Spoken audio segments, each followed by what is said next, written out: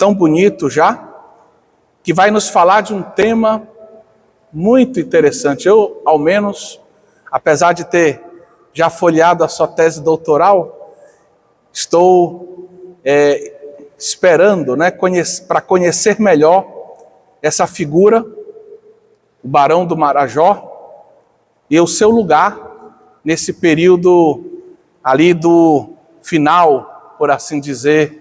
Final não, né? Ainda no coração do império, né? E então nós queremos... se bem que ele falece já na República, né? Não é isso? Estou errado, né? Ele já falece na República, então ele está no final mesmo.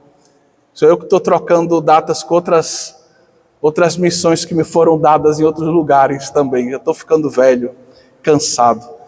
Mas aproveito essa tarde para falar e convidar vocês a fazerem uma pequena visita num lugar inusitado da igreja, né? Eu acho que a maioria nunca foi nesse lugar da igreja. Não sei nem se as irmãs que estão aqui nos ajudando, se elas já viram esse detalhe da igreja. Mas hoje eu, me preparando para essa conferência, me lembrei muito de uma figura que chega aqui em Belém, um pouquinho depois da morte do Barão do Marajó, mas que foi nomeado arcebispo de Belém no ano em que ele falece, que é o segundo arcebispo de Belém, Dom Santino Maria da Silva Coutinho. E por que eu vou falar dele, né? Porque nós estamos reformando a Igreja das Mercês, um grande projeto junto com a Universidade Federal do Pará, nossa amiga nesse itinerário, nesse sonho de restauração do conjunto, do atual polo mercedário, o antigo convento e da Igreja das Mercês. E a última reforma que aconteceu nessa igreja justamente foi promovida por esse bispo, Dom Santino Maria da Silva Coutinho. E nós temos a placa, que é o que eu queria mostrar para vocês, a placa da reabertura dessa igreja para o culto, depois de quase 100 anos, assim, de óblio, de esquecimento, de falta de cuidados, de várias partes, inclusive da parte da igreja. E esse bispo, quando ele chegou em Belém, se conta que ele foi visitar as principais igrejas do centro e ele ficou chocado com a situação das Mercês. Ele ficou inquieto porque ele deve ter visitado no momento de chuva, água caindo, ele diz, inclusive no presbitério. E ele então, urgentemente, pede que se leve o que é possível para o palácio arquiepiscopal, né? E se comece um projeto de restauração para que essa igreja tão grande, bonita, pudesse ser devolvida ao público. Mais de 100 anos depois, quase 120 anos depois, estamos de novo nessa empreitada. E esse sacerdote que aqui chegou, o bispo, tem um percurso muito interessante, muito brasileiro, nasceu na Paraíba, morreu em Alagoas, foi nomeado bispo de São Luís do Maranhão, aceitou. Antes de ser bispo, o Papa mudou o destino dele, porque o arcebispo daqui renunciou, o Papa recebe a renúncia e diz, meu Deus, quem que eu vou mandar para lá? Tem o Dom Santino, não foi nem sagrado bispo, vou deslocá-lo, não vai para São Luís mais não. Papa Pio X, então, lhe dá a missão de vir para Belém do Pará. Ele recebe a notícia no dia 6 de dezembro de 1906, o ano da morte do Barão do Marajó. Mas foi sagrado bispo em Roma, num ano tão importante em que São Pio X resolveu combater uma série de pensamentos que pareciam, na época, ameaçar a teologia católica. Era um modernismo, como se chamava. Isso mostra que Dom Santino deveria ser alguém muito alinhado com ele. Foi ordenado pelo cardeal Arco Verde do Rio de Janeiro, que é uma figura muito interessante, também do ponto de vista histórico. E veio para cá e viu logo como uma das primeiras medidas a tomar a reforma da Igreja das Mercês e a gente acrescenta da Trindade também. A Igreja da Trindade estava em péssimo estado na época e ele também vai fazer o máximo para melhorar as condições daquele edifício para o culto. No seu governo foram criadas diversas, a visão dele apostólica, eu diria muito bonita, porque ele olha para a Amazônia, vê o tamanho dela e diz, temos que crescer, né? Nós temos que pensar em cada região como um local diferente, com as suas características diferentes, com desafios diferentes, e ele começa a criar sub-regiões, numa linguagem muito simples. Na época se chamavam prefeituras apostólicas, mais tarde se tornam prelazias, dioceses, o Alto do Rio Negro, o Alto dos Solimões, Tefé. Ele também vê a importância, as irmãs vão até bater palmas para mim agora, da vida religiosa, né? Masculina, feminina, ajuda a receber novas religiosas para darem a sua contribuição feminina também na evangelização, no anúncio do evangelho aqui na nossa região. Por exemplo, ele ajuda a fundação por parte de Dom Armando, né? Dom Amando, lá em Santarém, da Congregação das Irmãs da Imaculada Conceição, em 1907, logo que ele chega. E depois ele recebe umas irmãs franciscanas missionárias, tenho impressão que dos Estados Unidos, lá de Mary Hill, que vem trabalhar em Óbidos. Depois outras missionárias em Macapá e assim por diante. Vai dando um rosto mais feminino também à nossa Amazônia. Em Belém ele vai criar paróquias muito simpáticas, uma delas filha da tradição mercedária, São Raimundo Nonato, que é um santo mercedário, cuja devoção nasce nessa igreja aqui em Belém. Depois São José de Queluz, dos agostinianos, hoje, né? Já que o novo Papa é um agostiniano também, né? Não da mesma ordem dos nossos, mas de toda forma da mesma família de espiritualidade agostiniana. E também São José, lá em Castanhal, muita gente conhece, paróquia de Garapé-Açu. Ele vai, já falei das duas igrejas, vai fundar o jornal A Palavra. O pessoal de história deve conhecê-lo, o pessoal do século XX aí, né? Não sei do século XIX, talvez não faça tanto uso, né? Mas do século XX, Centro Católico. E vai ficar conosco quase 17 anos, até ser transferido para Maceió, onde ele vai falecer. Então quis falar desse homem, que aqui chega jovem, entrega 16, 17 anos da sua vida nessa arquidiocese, deixa uma bela contribuição. E hoje também, de certa forma, com essa homenagem, nós dizemos muito obrigado a ele por nos dar um bom exemplo, cuidando dessa igreja e nos ajudando a entender que nós precisamos cuidar dela também hoje e no futuro. E aí eu queria convidar quem estiver aqui presente, que acho que a maioria nunca foi nesse lugar, para a gente ir lá atrás do altar-mor. A gente vai fazer uma pequena visita. Vamos lá atrás do altar-mor e vamos ver essa placa que ele deixa ali. E aí vocês vão matar a curiosidade. Será que tem algum tesouro lá atrás? Não, é muito pobrezinha a nossa igreja, graças a Deus. Podem vir.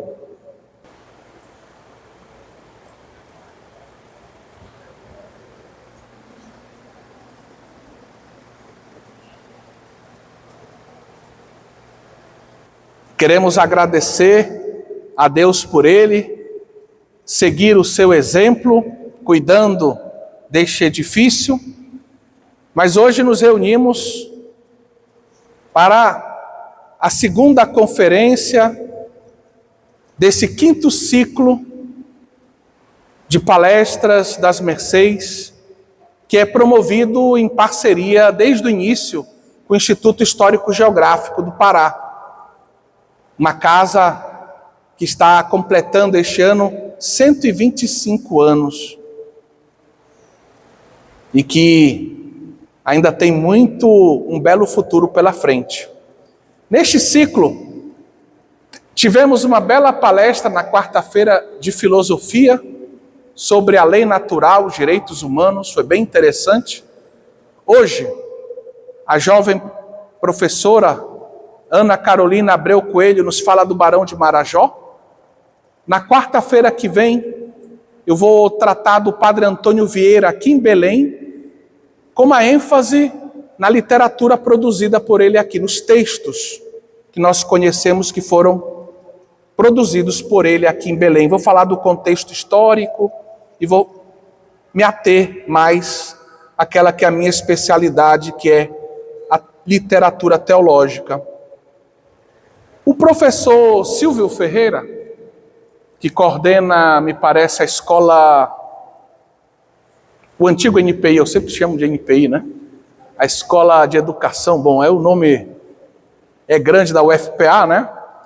Ele vai estar aqui conosco falando de um tema muito interessante, que eu espero que atraia mais os estudantes aqui da Facori, que é a pessoa desse artista Domênico De Angelis, que a convite do Dom Antônio Macedo Costa vem a Belém, enriquece a catedral, faz dela o que é, uma joia no meio da Amazônia, de arte, vamos assim dizer, clássica romana, e, ao mesmo tempo, nos brinda, né, com outras obras à destra da vida eclesial, como aquela grande pintura no teto do Teatro da Paz, aonde o último conferencista certamente já esteve, já se apresentou, já tocou ali tantas vezes, o nosso professor doutor Jonas Arraes, que vai nos falar do Carlos Gomes, alguns dias depois da professora doutora Nazaré Sarges, que vai nos falar de Antônio Lemos e o elogio ao Frei Caetano Brandão, que é uma figura muito interessante também na nossa vida eclesial, da nossa história belenense, paraense, porque, nesse caso, contra os mercedários, né? Ele queria que os mercedários fossem embora, né? Porque ele tinha outras, digamos assim, prioridades na sua diocese, o seminário, outras necessidades que ele identificava como mais importantes, daí que ele via na saída dos mercedários uma oportunidade para efetivar esses projetos. Então temos um ciclo muito interessante, podemos convidar nossos amigos, alunos, parentes, todos os interessados para participarem deste ciclo. E hoje a professora que eu apresento é graduada em História, bacharelado e licenciatura pela UFPA em 2004. Depois a gente vai ter que fazer exames aí de DNA para ver se é verdade, né? Porque ela parece muito jovem aí para que esses dados sejam autênticos, né? Mestrado e doutorado em História pela UFPA, é professora adjunta da Universidade Federal do Pará, mas eu já vou saltar aqui lá para frente, né? Atualmente ela está coordenando o curso, né, de História da UFPA, e vinculada ao programa de pós-graduação também, ensino de História, tem experiência na área de História com ênfase em História Social da Amazônia, que maravilha, História do Brasil Imperial, e também a professora Naná me corrigia, né, e eu, como bom aluno e discípulo, né, tomei nota, né, também é professora da Unifespa, não é isso?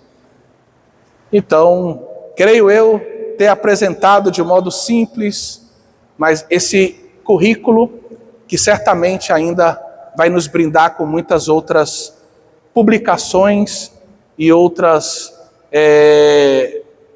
vamos assim dizer, contribuições para a nossa história aqui da Amazônia, para a nossa história do Brasil. Muito obrigado, professora Ana Carolina. É um prazer recebê-la aqui na Igreja das Mercês. Espero que esse encontro, esse momento, seja o primeiro de outros também.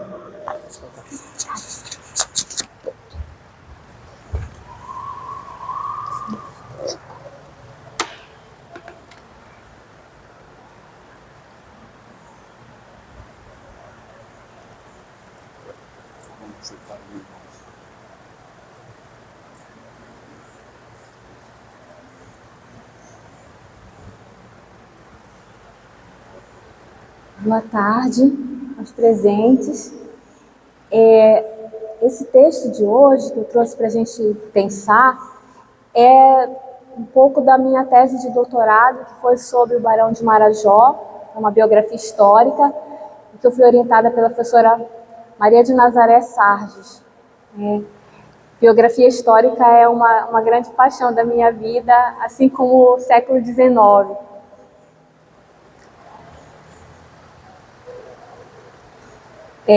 Essa aqui é a imagem dele, né?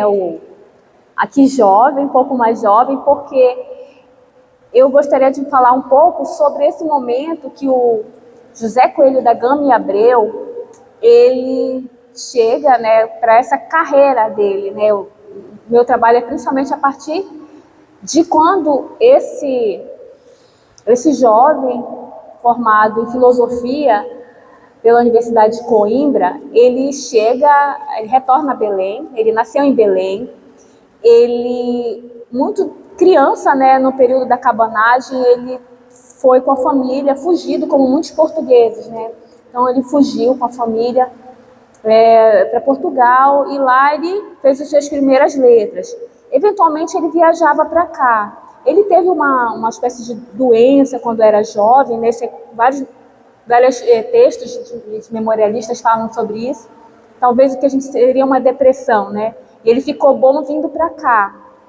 Ele tinha entre 14 e 15 anos, foi o período que ele acompanhou o pai dele por diversos trabalhos, né, na navegação. O pai dele era um militar português e eles fizeram fortuna na Amazônia, né? A mãe era paraense. Ele sempre se considerou paraense e brasileiro, mas estudou, fez bastante lá em Lisboa, chegou quase a concluir o curso de matemática e por algum motivo, ele retornou a Belém e teve o primeiro trabalho dele, que foi como professor, em 1854, e aí em 1855 ele começa essa carreira como diretor de obras públicas. Ele vai ficar nesse cargo, que seria mais ou menos o secretário de obras, algo muito semelhante a isso hoje.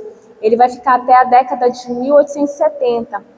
Ele era ligado ao Partido Liberal e justamente vai sair quando a própria repartição de obras públicas ela vai ser extinta pelo governador que era do Partido Conservador, né? Então tiveram várias situações.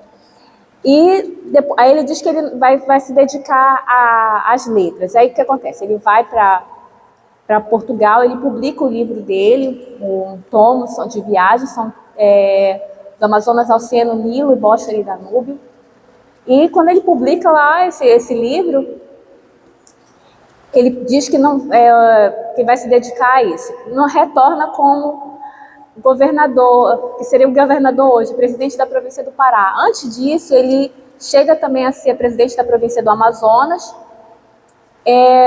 Ele não se afasta da vida pública, exerce cargos de deputado em vários momentos. E ele foi intendente de Belém em 1891, 1894, primeiro intendente republicano de Belém.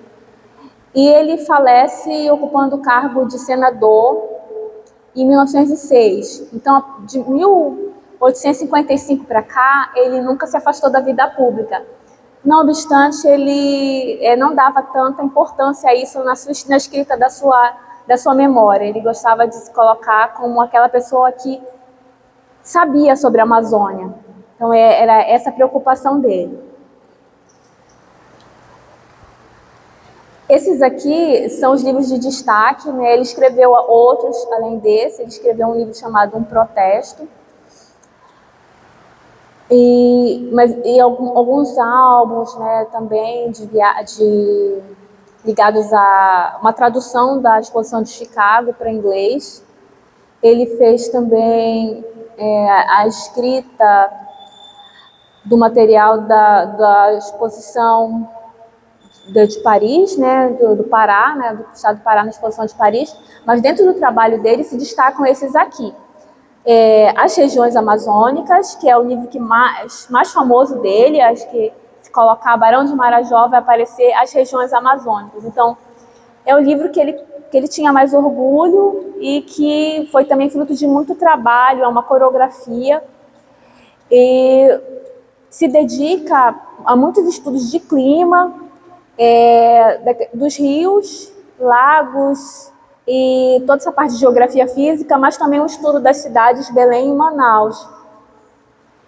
Esse livro ele foi considerado uma obra de propaganda e ele foi financiado pelo governo do Pará e publicado em Lisboa. Então ele era um livro para divulgar as possibilidades da Amazônia para possíveis imigrantes e negociantes, né? Apesar que hoje ele é conhecido como um texto de científico sobre a Amazônia, né, do século XIX, mas ele teve esse intuito, né, dessa escrita.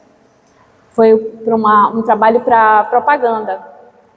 O outro livro que ele é conhecido é Amazônia e o Governo Central.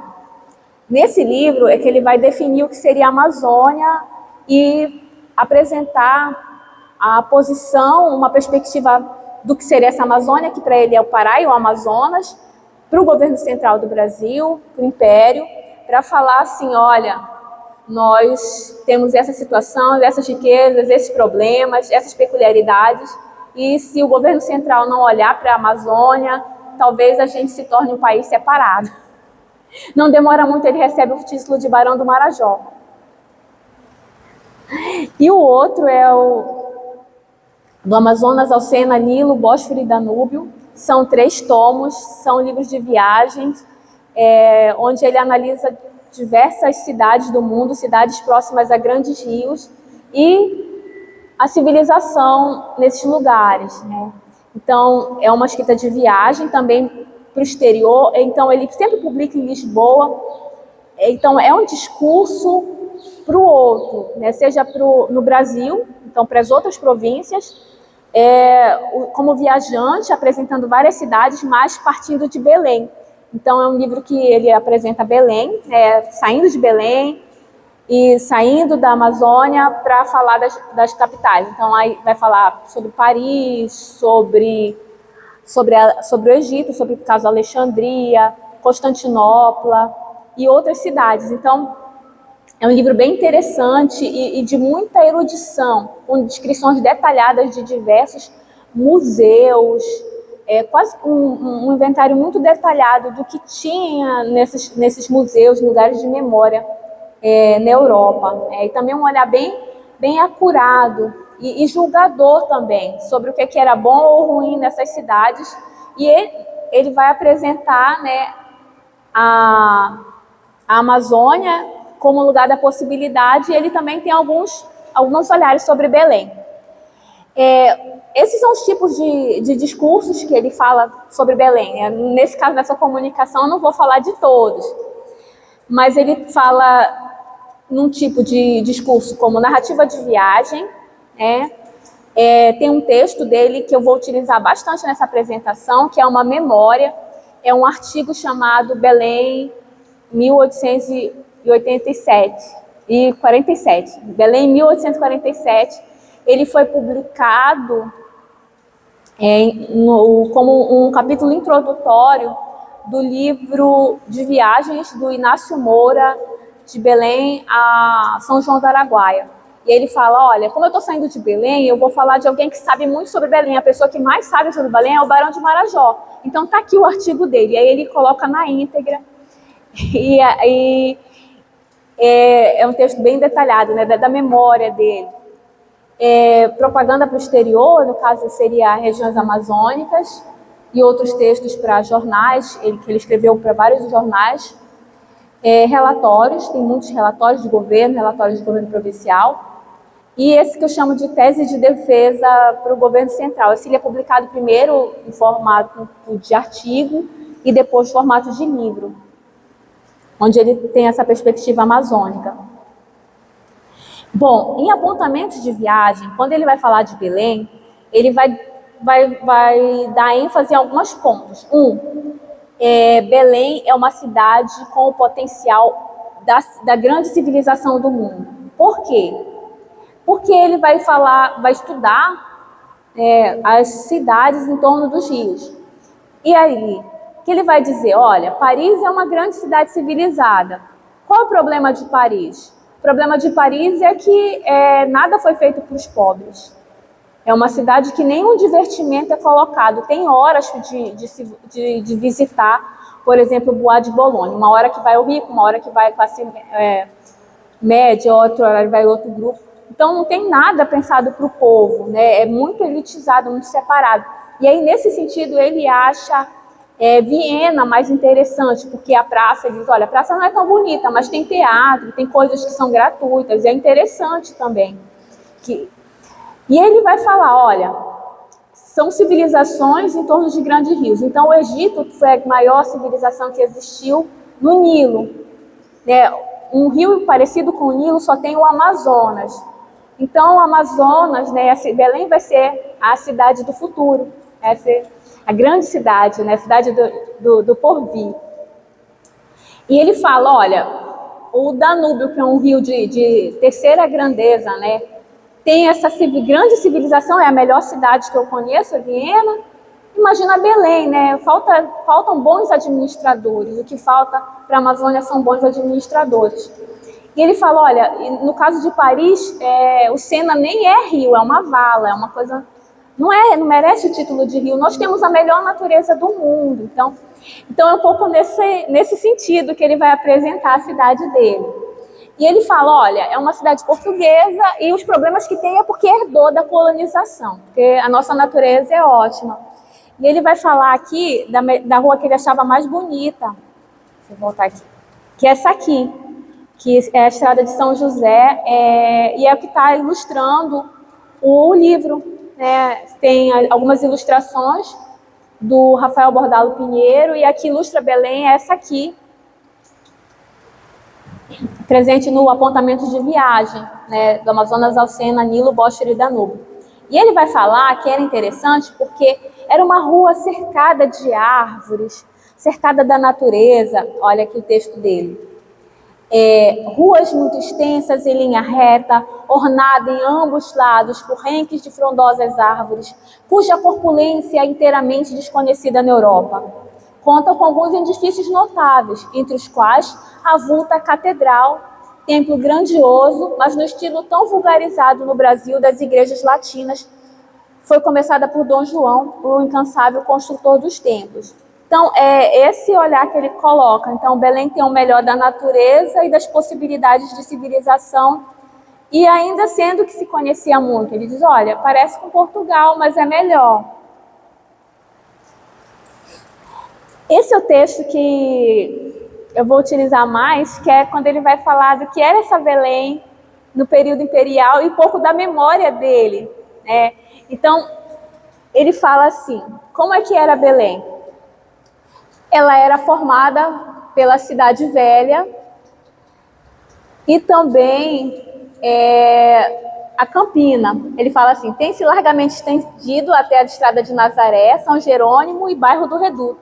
A Estrada de Nazaré já existia, toda bordada de um lado pelas foices de mato, cercados, uma ou outra moita, cujas habitações obedeciam ao estilo acaçapado, de largatura irregular, a começar do Largo da Pólvora, onde tinha menos do que a atual largura, o Largo de Nazaré, e só tomou a forma regular de hoje, depois de Jerônimo Francisco Coelho trançou o quadro, que até então era um espaço mais ou menos quadrangular. Aqui ele não está fazendo texto de propaganda, é um texto mesmo de memória, e aí ele coloca o que ele não coloca em apontamentos de viagens, que é falar como é que as ruas eram, realmente.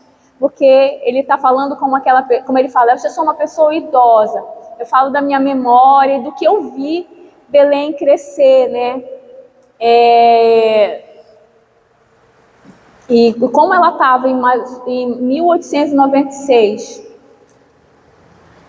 Então ele vai falar dessa aparência. Então são poucos lugares e essa forma irregular. Ele também vai trazer alguns nomes para lembrar. Esse é um dos nomes que ele lembra. Ele fala, olha, Belém é uma construção imperial, é uma construção coletiva. Então, mesmo que houvesse dissidências políticas, e tinham muitas, ele fala que era grande barbárie as eleições, mas havia um plano de urbanização da cidade. Então ele defende isso, essa perspectiva de que... E assim, claro que alguns projetos eles demoravam mais, outros demoravam menos, aí retornavam, conforme os interesses políticos. Então tinha aquela pessoa que tinha um interesse, um governador, ele colocava uma ideia e ali tinha um segmento, aí parava, aí depois retornava. E o que é que acontece? Que ele, o Gama Abreu, ele está envolvido, a história dele, pensando na história dele, a gente pensa em vários desses lugares. Por exemplo, o Teatro da Paz. Ele está na primeira comissão, né, que vai arguir o primeiro projeto, que venceu, eu vou falar que estava ruim, dizer, olha, está horrível, está todo torto e não está obedecendo às regras. E aí tem uma briga, aí tiram ele, e é quando acabam. Com essa extinção das obras públicas, do setor de obras públicas, e claro, a demissão dele, né, que era o diretor, tem a ver com isso, com essa situação de uma briga política. E também no Teatro da Paz. E esse Teatro da Paz vai ficar um tempão abandonado. Aí alguns voltam, retornam. Tem paredes que são mais finas do que as outras, assim, de forma bem grosseira. Há disparidade. E a aparência que ele tem hoje já é a aparência da reforma republicana, né? Inclusive vai fazer a decoração. Quando ele é inaugurado, ele tem a crônica do José Veríssimo que fala, né, que era muito pobre, tinha uma lona de circo, mas era arejado. Fala, olha, pelo menos ele é arejado, é um lugar arejado. O Bosque, né, o Bosque Rodrigues Alves, é um projeto também imperial, que vai ser só efetivado no período republicano, e o Palácio Municipal, né, que é aquela imagem que eu tinha falado para vocês, né, que ele dá bastante destaque. Ele disse que é a rua mais bonita por causa das palmeiras, que ele dizia que as palmeiras eram as árvores mais bonitas. E quando eu fui convidada, né, eu pensei o seguinte, nesse entorno, o que acontecia? Tinha o Teatro Providência, que era aqui nas proximidades onde a gente está, aqui no Largo das Mercedes. E aí eu disse, olha, o Barão, ele fala muito do Teatro Providência. Então eu disse, olha, bora pensar um pouquinho, né? Vamos relembrar esse lugar, que foi o primeiro teatro. E o teatro, para esses homens do século XIX, ele era um marco de civilização. Então, eram lugares de natureza domesticada, como parques, praças, palácios, né, templos, e o teatro, né? Então, o Gama Abreu dizia, olha, o teatro anda junto com a civilização. Não tem civilização, não tem teatro. Ele dizia, olha, a gente teve um teatro, porque esse texto é muito na memória dele mesmo. Ele fica bem à vontade. Né? Ele diz, olha, todo mundo que eu amava, que eu conhecia, morreu praticamente. Eu posso falar o que eu quiser. Só ficou eu lembrando as coisas. E aí ele vai falar assim, né, que só tinha Providência, ele era de madeira, acanhado, mal pintado. Não, ele fala, não me recordo se tinha iluminação de azeite da terra ou de andiroba. O único que existia, né, aí, de azeite de andiroba, acabou repetindo 2 vezes. Aqui tem uma imagem, né, desse entorno, e ele fala aqui que tinham 4 cantores, né, a Margarida Lemos, o Carlos Risse, o José Calete e um outro que ele não lembra. E eles faziam tinham um repertório, e ele conhecia todo o repertório. E foi aí que, nesse teatro, que ele aprendeu a gostar de ópera, né? Ele era um grande admirador de ópera, ele assistiu ópera em diversos espaços, e ele faz essa descrição. A artista preferida dele era a Adelina Patti, que ele dizia, Deus, a musa maravilhosa, Adelina Patti. Se fosse deixar, ele falava direto da Adelina Patti. E ele vai falando também de como é que eram esses teatros. Ele fala que o de Portugal era ruim. Era muito ruim, a equipe era péssima. E aí ele não dava muita ênfase. Agora tem outros que ele vai dar Ele diz que o de Madrid é um grande teatro, maravilhoso, teatro, também alguns teatros na França. Mas o de Madrid ele dá bastante destaque, principalmente pela presença das mulheres, que eram belíssimas. Ele diz, as mulheres mais bonitas do mundo eram as mulheres da Espanha. E ele faz esse detalhamento, né, de quem que estava na plateia. E ele vai falar que tinha esse repertório que ele aprendeu e ele ficava com aquilo na memória, que era Barbeiro de Sevilha e o Elixir do Amor. E que, inclusive, os avós dele ouviam. Então, ele tinha gravado todas essas músicas, porque o repertório muitas vezes era o mesmo, e os artistas também. Eles apresentavam várias coisas. Ele fala aqui como era ir para o Providência. Então, tinham 6 ou 7 carros na lane toda, que seriam, né, e tinha o tal do cabriolé ou ônibus do Serra, que era alguma coisa coletiva, né, algo como o que seria hoje uma van cheia de gente. Seria o mais próximo, né, do que a gente conhece, então era um carro particular que fazia esse transporte, e a maioria das pessoas ia a pé, né? Não tinha calçamento nem passeio. Então, os habituês do Providência, eles tinham um moleque com uma lanterna na mão para desviar dos charcos e covas do terreno. E aí depois tinha uma preta ou mulata trazendo bilha d'água e um copo, porque não tinha no teatro para vender essas coisas. Quando teve no teatro, era só gente birra da terra. As mulheres também não podiam ir para a plateia, porque era considerado uma heresia. Então, era uma plateia muito mais masculina no Providência. E ele fala aqui do que era essa plateia. Ele diz aqui que era a Jeunesse Doré de Belém, né? Que ele fala que eram os leões, os terríveis, os irresistíveis e perigosos. Que eles ficavam com um tubo tacando feijão nos artistas. E ele fala aqui, ó, tomavam a si a tarefa de dirigir as apoteoses ou pateadas às divas recalcitrantes. Houve vezes que chegaram a tirar feijões por meio de tubo de vidro na cara das atrizes, tornando-se tão turbulentos que o chefe da polícia, menos sofredor, conduziu todos à prisão.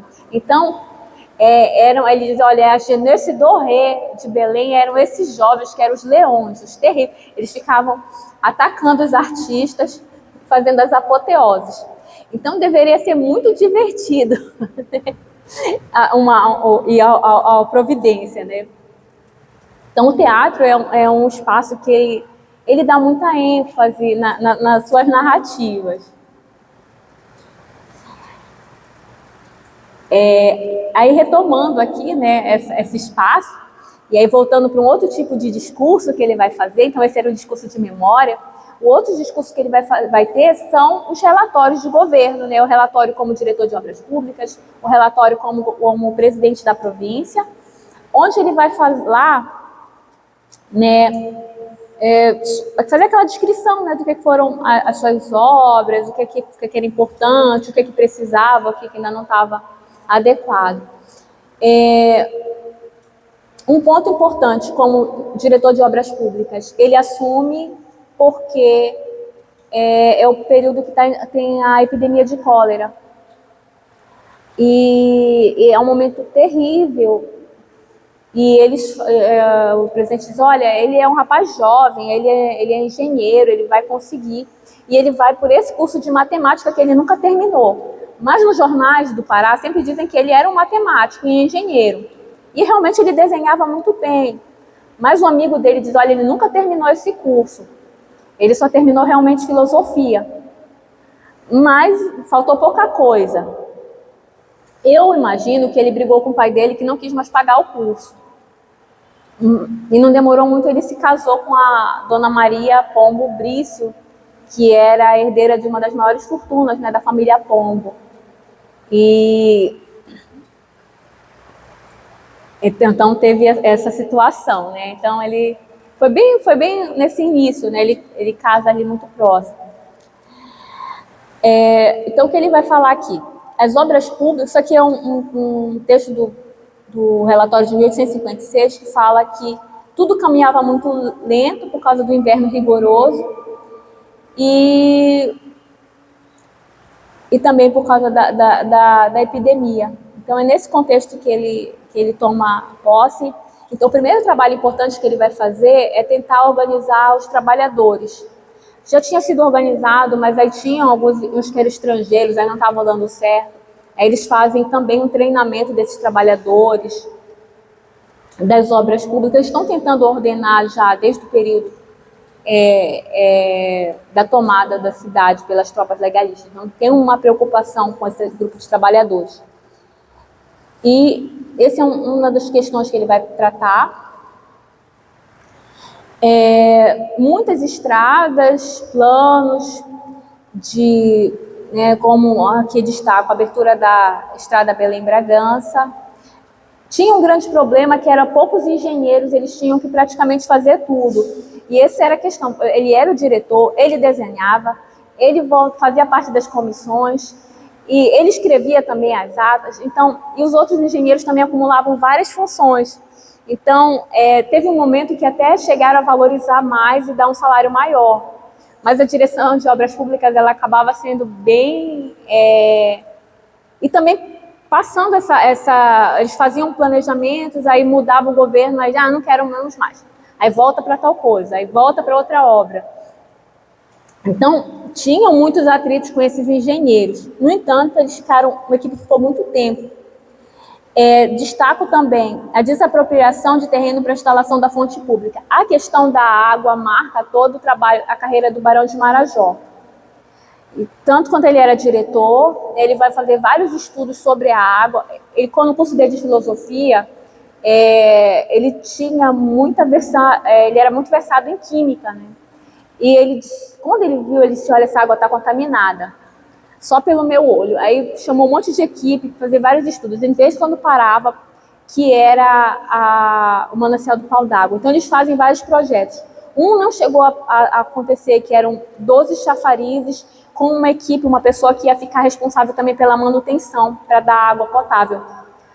E quando ele é presidente da província que ele realmente consegue fechar esse estudo sobre a água e fazer uma licitação. Só que vocês sabem, né, no século XIX, somente a companhia inglesa praticamente tinha condições e assumiu, né, esse abastecimento de água. Era muito caro, foi muito criticado isso, inclusive no período republicano, porque ele, posteriormente, isso é na década quando ele já era presidente da província, ele retorna como intendente na década de 90, e ele já era sócio da companhia inglesa. Então ele teve uma briga muito grande com jornalistas sociais. Tem muitos embates contra ele, né?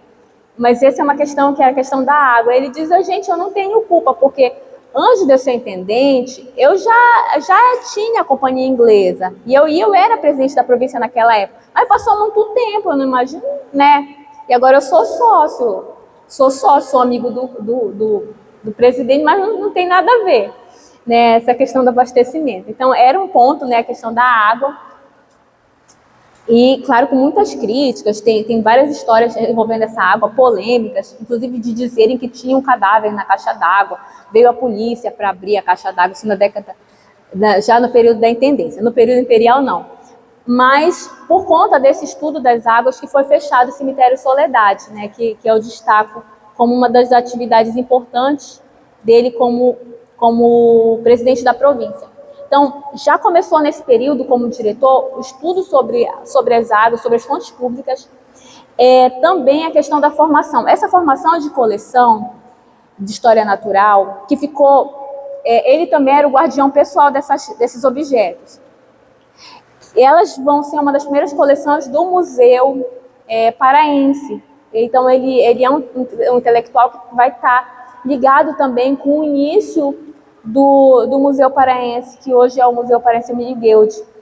E essa primeira coleção, e ele fala também do estado que está essa coleção, tinham itens muito importantes, mas o Museu Paraense chegou a ser só um gabinete de curiosidade, que tinham os animais empalhados. Ele fala: gente, eles estão empalhados de uma forma muito estranha, porque as aves estavam fazendo posições assim, como se fosse uma dança, né? Não estava numa posição de taxidermia ideal.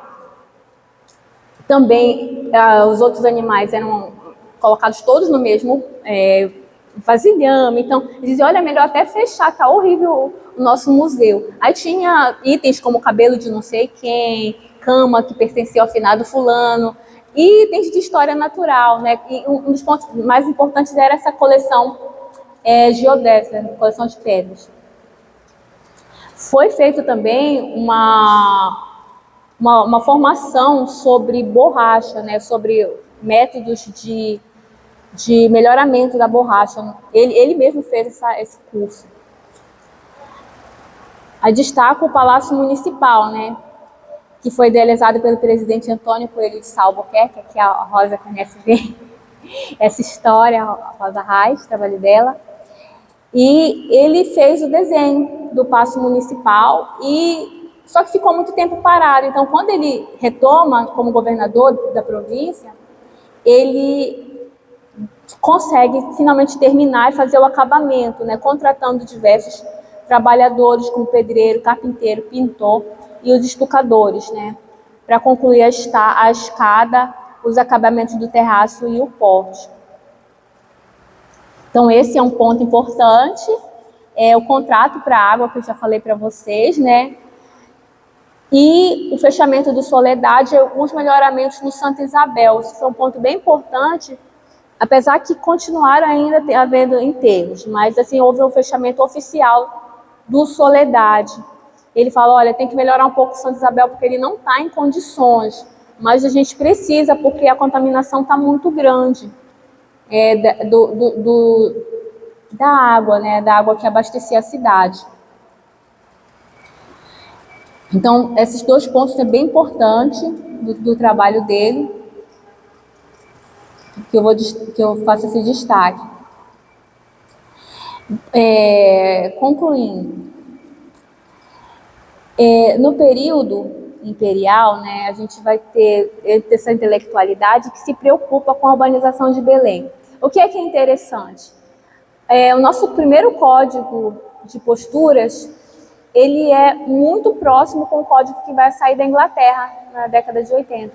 Então, o processo que está acontecendo em Belém, a partir de 1850, ele, na medida, dependendo das proporções, mas ele é um processo que está acontecendo em diversas cidades do mundo, sob parâmetros muito semelhantes, que é a questão da urbanização ligada à higiene. Então, a higiene passa a ser uma palavra fundamental para esses projetos. E vão pautar essas cidades. Então, esse estudo que ele faz nas cidades, ele vai contar a história dele, também contar a história de Belém durante esse período, porque foi uma pessoa que esteve ligada à administração pública durante meio século. Então, esse é um ponto. Belém é uma cidade que vai estar num processo de urbanização ao mesmo tempo que as cidades europeias, mais ou menos ao mesmo tempo. Então, que está acontecendo em Paris, está acontecendo em Londres, mas, por exemplo, as nossas regras, por exemplo, que tem e tinham diversos embates, elas são muito próximas, com parâmetros semelhantes. Claro que com a questão da borracha há um dinheiro, né? Tem recursos para que da década de 70, 80, até o início do século XX, chegue, né, nessa urbanização. Mas o que a gente pode ver também? Que são camadas de cidades que vão, ao longo do tempo, vão se modificando. Então, essa Belém imperial, ela é uma Belém que se preza para o apagamento de uma Belém dos Cabanos, né, uma Belém que tinha marcas ali de floresta e outras, né, tem outras cidades, são várias cidades, né? Então, esse é um ponto importante. E a Belém republicana, ela ressignifica diversos desses monumentos, desses prédios, que a gente já tinha desde o período imperial, como o Teatro da Paz, né, que a aparência dele, a aparência republicana, ela é bem diferente da aparência dele na década de 70, na década de 80. O próprio Paço Municipal, né, hoje o Palácio Antônio Lemos, ele tem esse aspecto republicano e até incorporado mesmo a personalidade do Antônio Lemos. E então esse é um processo, né? A cidade que a gente tem, ela é uma Belém republicana que ressignifica esse império. Haviam essas preocupações de paisagens agradáveis no centro urbano, asfaltamento das ruas, obras nos portos, implantação de serviços como fornecimento de água encanada e luz elétrica. Ele também esteve envolvido quando era diretor de obras públicas, com a mudança com a iluminação a gás, inclusive vários melhoramentos, e com a energia elétrica em Belém. Então, é o cara da luz e da água, né? Acho que era a preocupação maior dele, dentro da sua carreira como administrador, eu destacaria isso, a questão da iluminação, a questão da água, principalmente da água. E os monumentos que vão marcar esses espaços de civilização, né, como o Paço Municipal, o Teatro da Paz, e hoje eles são lugares de memórias. E eu penso, conforme o Barão de Marajó, foi uma construção coletiva e que teve vários significados, foi ressignificada no período republicano, mas que tiveram muitos sujeitos, né, principalmente muitos engenheiros, quando estavam em cargos de presidente da província. E, claro, né, a minha tese, que muito dessa urbanização da cidade de Belém, ela deve ao trabalho do Barão de Marajó, e eu faço igual aquelas aves que tem no LETS, que ficam procurando aquele papelzinho para não ser esquecido, e aí eu seguro o nome do Barão do Marajó, para não deixar ele ser esquecido, para não deixar que ele seja esquecido no rio do esquecimento. E lembro um pouco dessa trajetória pública, que não era o que ele achava mais importante da vida dele. Ele dizia, olha, essa é a obrigação que eu faço nas épocas determinadas dos cargos políticos. E o amigo dele dizia, nas épocas certas ele vai participa da eleição, faz os cargos dele, mas ele é um intelectual, né? Um escritor, uma pessoa que estudava realmente a Amazônia, que conhecia muito esse território. Então, agradeço a todos, agradeço o convite e muito obrigada.